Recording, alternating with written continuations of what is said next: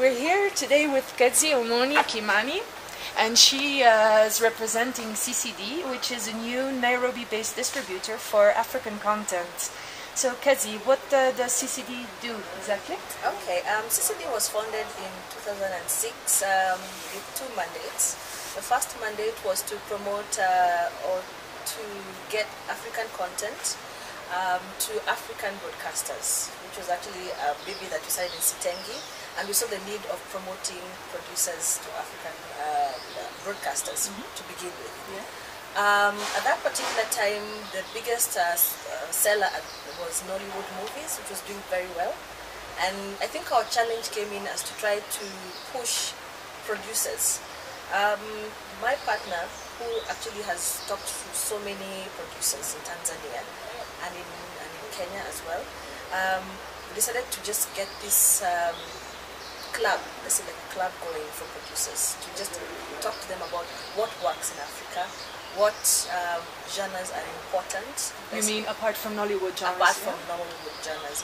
And just to talk about East African stories, because Nollywood has done a good job of talking about their story, but there are very few people talking about our story in East Africa or in Central Africa as well.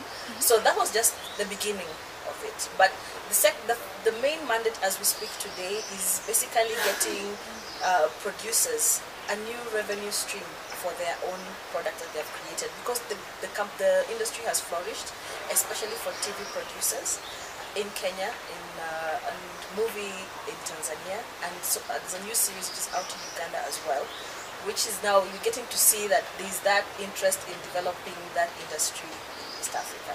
So we want to encourage producers that apart from the usual television or pay TV buyers, is also an international market that will be interested in African stories told by African producers. Okay, so you want to take those stories and distribute them throughout the world or in specific territories? Or? If I can get throughout the world, to the most smallest country in the world, as long as our stories is told, that's for me is the most important thing. And the second mandate, I said there were two. The second one is basically to get broadcasters who are starting out in or have not been having the means to get international content to their bouquet that they're offering to their audiences. For example, if you've not been able to get a sports producer, and your audience is interested in football, or just to give an example, or wrestling, the background that I have, which is meeting buyers, I've been a buyer for 11 years, we are able with those connections to be able to connect the buyer and the producer to get the content that they're looking for. Like a go-between, you do the negotiations a little bit for them. Yes, we do the negotiation for them, we search for them, so they don't have to do anything, they don't have to go all over the world looking for the content. We are doing the legwork for them, and we get content that is for their budget. Okay, and what kind of agreement do you have with them? Is it a kind of a commission-based thing? It's always a commission-based thing, so we don't demand any money from the broadcasters, we don't demand any money from the producers. It's just we get a small cut out of it, so just for our legwork and for the collecting, and we buy on behalf. So the producer who's coming in to Africa, they don't have to do the legwork of calling to follow up on invoices and contracts and everything else. They have one point person who's doing that for them. So we will do the contract with the broadcasters together with the... And you do this for East Africa or for the whole Africa, or what countries? We just look for, we're not going to really discriminate ourselves to one particular genre. What we'll do is whoever has a need, we're able to service them.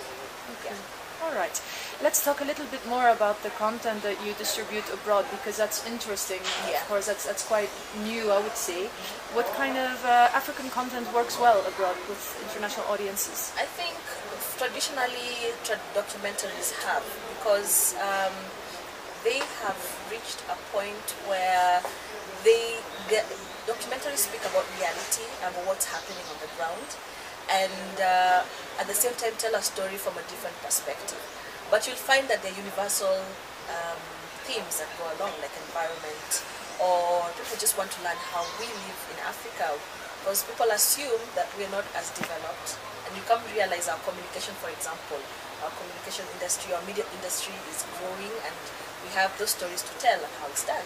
And also at the same time, it's a good way for African broadcasters to find out that we're not living in a box. We're actually in a global village, and in this global village, there are those themes that actually resonate well.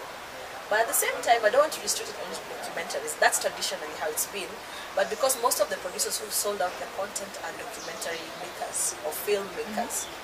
But the challenge now is to get reality shows, series, animation, drama, whatever action, whatever content you have out there. Because I believe that if we enjoy Hollywood stuff that is action-based, love stories, such things, then I'm sure since they have created for their audiences, that means we have the same taste. Would you try to sell African reality shows abroad, or are you talking about selling the... I would. Or are you talking about selling the format, or what exactly? Because a format is really generally very new for us here, because people believe that or we get Big Brother, will do our own version of Big Brother. But I do challenge producers that now is the time to think about a game show, for example, outside the box, or an interactive format that can resonate with anyone. Trying to look at an audience not as black, white, Asian, or whatever, but as me, seated without any race, without any region attached to it. What do I enjoy? If once you get that formula down, then it's much easier to create content for a universal. Okay, and let's can you give some examples concretely of what kind of stuff you're representing today? All right, at the moment, I'll put it generally, but we have some movies, we have some documentaries. We are at the moment asking producers to come to us, or we're looking for producers as well. So whoever sees this, you're welcome. We are just trying to compile at the moment an African catalog that we can go and sell internationally. We will be going for 2 international markets at the end of the year.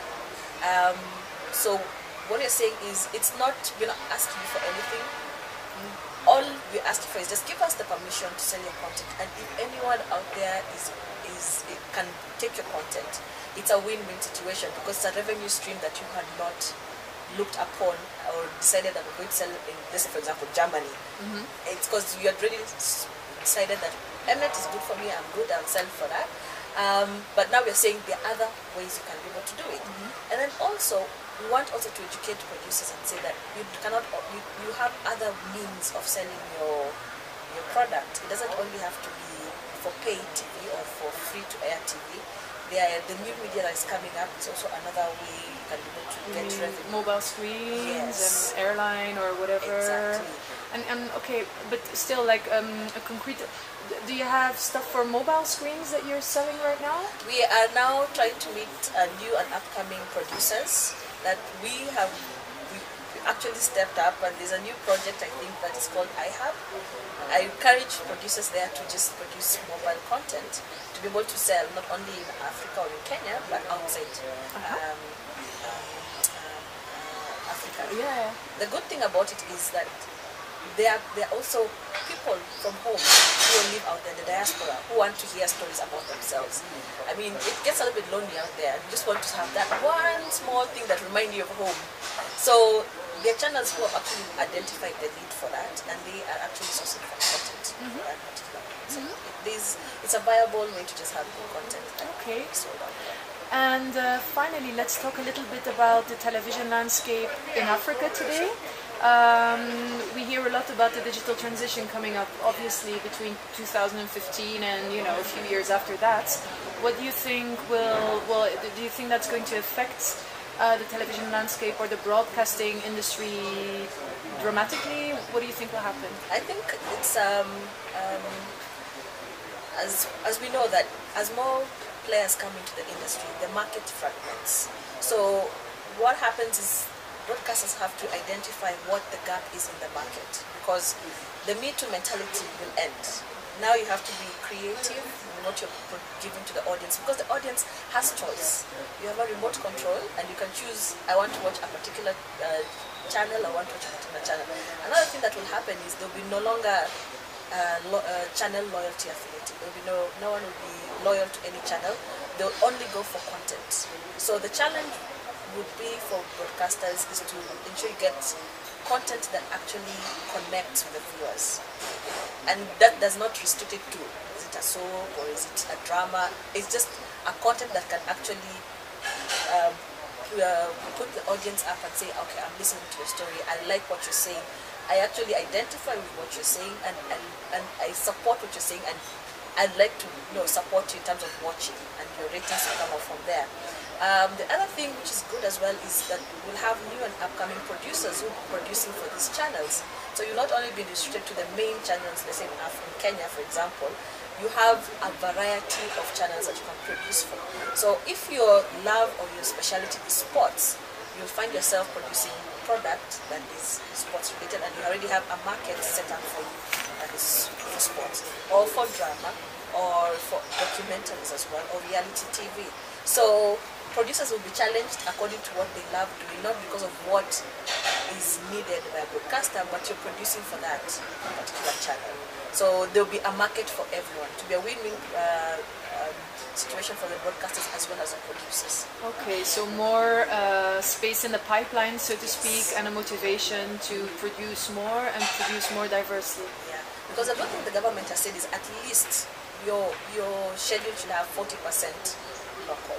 This is in Kenya? In Kenya, yeah. Yes, it should be about 40% local. So producers are kind of guaranteed that 40% of whichever channel that will be there. If there are 100 channels, so take 40% of that will be dedicated to them.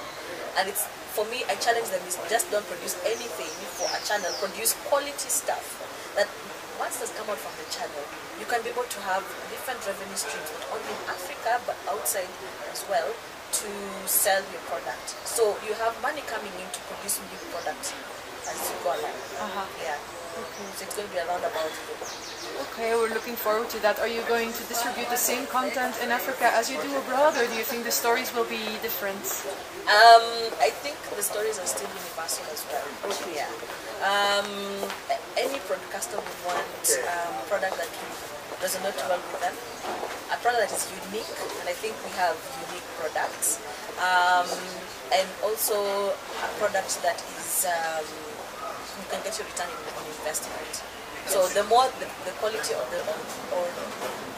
the more that the content is loved, the more that the producer will be coming back, the broadcaster will come back to you for, do you have anything else that you can be able to put after this ends? Do you have any more episodes? So there's more demand for it.